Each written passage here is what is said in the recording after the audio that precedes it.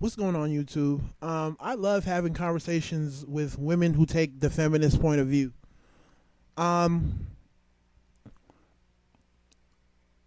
because the whole argument, most of the time, is finished within 5 minutes or 6, 7 minutes.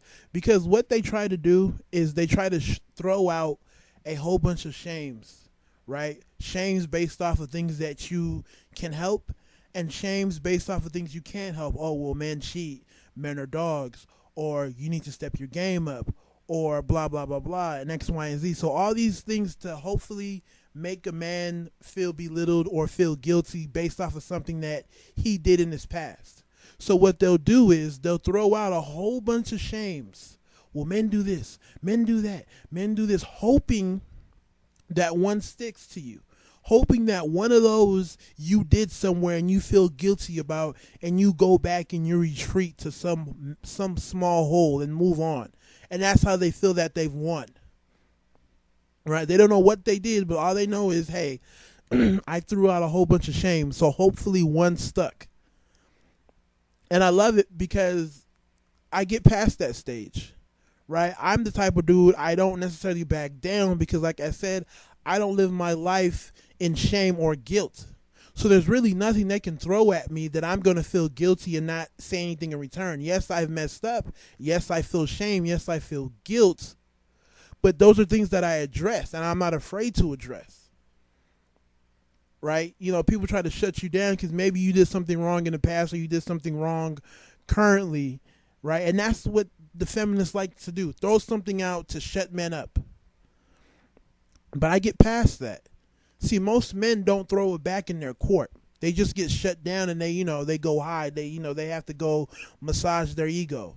But I'm like, no, it's okay. Right? You don't have to be perfect. Right? The whole feminist point of view is based off of this whole idea that men are imperfect and women are perfect. So if I point out a man's imperfections, I'm going to run and hide. That's why I try to tell men and help men out and understand that, women aren't perfect. They're just as foul as men are. Right? You can't blame society and media for the ills of womanhood and not use society and media to blame the ills of manhood. We're all the same. We're all exposed to the same stimulus. So the same things in society or whatever that make me imperfect also make you imperfect. So I don't think anybody should ever back down because somebody has shamed them or somebody has made them feel guilty. Don't worry. So anyways, when I throw the ball back in their court, I ask them, what made you adopt these feministic viewpoints? What made you become a feminist? And they'll try to give me stories and issues that has not happened to them. Right? They'll give me the standard, women are being held down based off of what they've seen in a couple of movies, some love songs, what they've read in a book, what they've saw on Oprah, what they've heard from their friends, and all these other sources. So they'll try to use stuff that hasn't even happened to them. Secondly, they'll try to use the whole concept of them being in a bad relationship where they were quote unquote held down, misled, led astray, sexually exploited, had their money taken from them, and so forth. Right? And the way I combat that is I say, who chose that man? As a man, that's all you have to do. Never let a woman try to use the whole idea of a past relationship to give her credibility when she could have left at any time. Right? They'll try to use this whole concept of the bad relationship and act like they were forced in that relationship, like they had a legally binding contract to be with an unproductive man. And therefore they have the right and entitlement to bitch. And like I said, you attack them on that issue. And then you also attack them on the issue of, those events that you speak of never happened to you. And they are shut down. They are shut down. And then you have another class of feminists. You have this educated elite type of Caucasian woman feminists. I have a couple of professors who are these quote unquote high achieving PhD feminists. And once again, like, there's no shame or guilt that they can put me through, because at the end of the day, I put it back on them. Right? Like I said before, from a historical point of view, Caucasian women or white women should not even be at the forefront of feminism. Right? I have these PhD cats, right? These women who grew up upper middle class, had everything paid for, have never been tied down a day in their life. Some are lesbians, and they don't really hide the fact that they are, right? So they've grew up in a free and liberated world where they could do whatever the fuck they wanted to do, but yet they still talk about feminism as if they grew up in some third world country where women had no rights.